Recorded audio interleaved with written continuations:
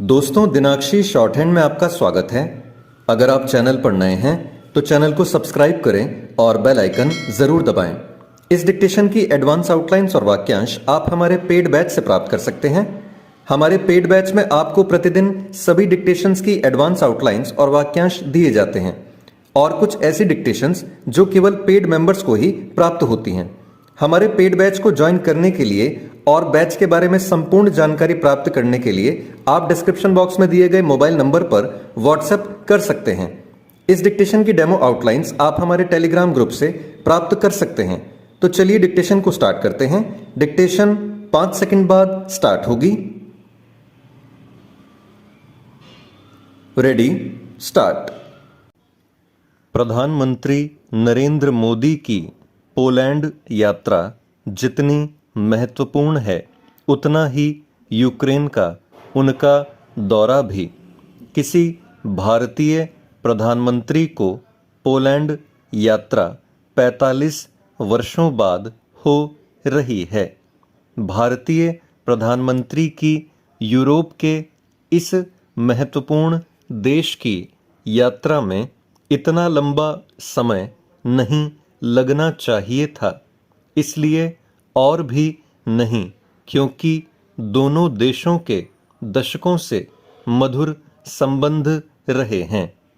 Poland के लिए भारत इसलिए भी महत्व रखता है क्योंकि दूसरे विश्व युद्ध के दौरान जब वहाँ की सैकड़ों महिलाओं और बच्चों को कहीं शरण नहीं मिल रही थी, तब भारतीय रियासतों ने उन्हें शरण दी थी।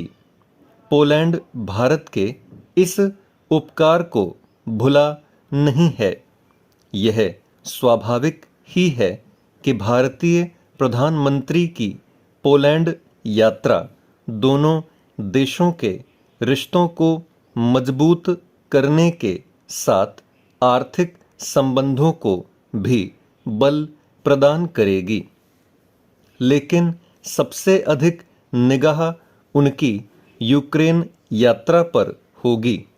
वह वहां 23 अगस्त को ट्रेन से पहुंचेंगे।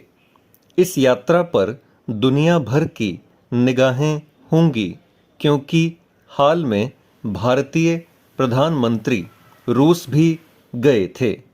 जब से रूस ने यूक्रेन पर हमला किया है, तब से अनेक देशों के शासनाध्यक्षों ने यूक्रेन की यात्रा की है, लेकिन ऐसे शासनाध्यक्ष गिनती के ही हैं जिन्होंने रूस के साथ साथ यूक्रेन की भी यात्रा की है।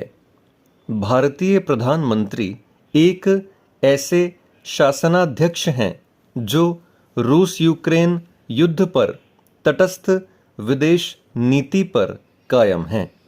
उनके नेतृत्व में भारत इस युद्ध का विरोध भी करता रहा है और इसके साथ ही रूस से अपने संबंध तोड़ने से मना भी करता रहा है।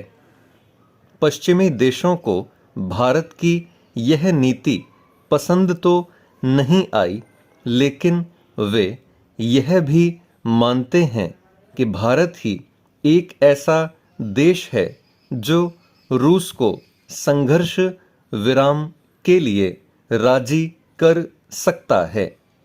यह धारणा भारत की कूटनीतिक महत्ता और उसके बढ़ते कद को रेखांकित करती है।